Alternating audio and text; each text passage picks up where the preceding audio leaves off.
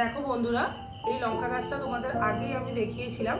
অনেক দিনই হয়ে গেছে আমার কেনা হয়েছে, বাট সময়ের অভাবে আমার এটা লাগানো হচ্ছিল না।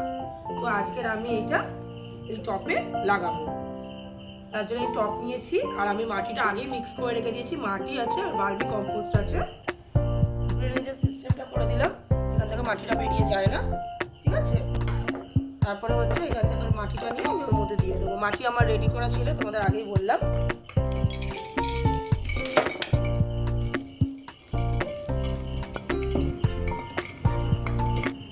গাছটা বার করে নিচ্ছি আমি এর মধ্যে দিয়ে।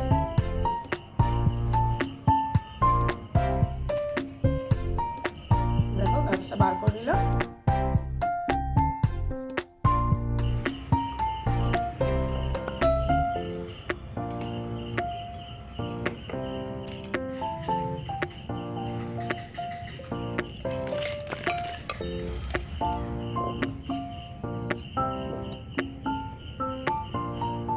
দেখো বন্ধুরা, আমার লঙ্কা গাছটা লাগানো কমপ্লিট হয়ে গেছে। এবার এর মধ্যে আমি পরিমাণ মতন জল দিয়ে দেবো।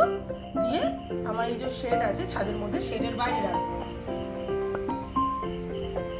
শেডের বাইরে রেখে দেবো যাতে এর মধ্যে একটু শিশির পড়ে। চলো তাহলে।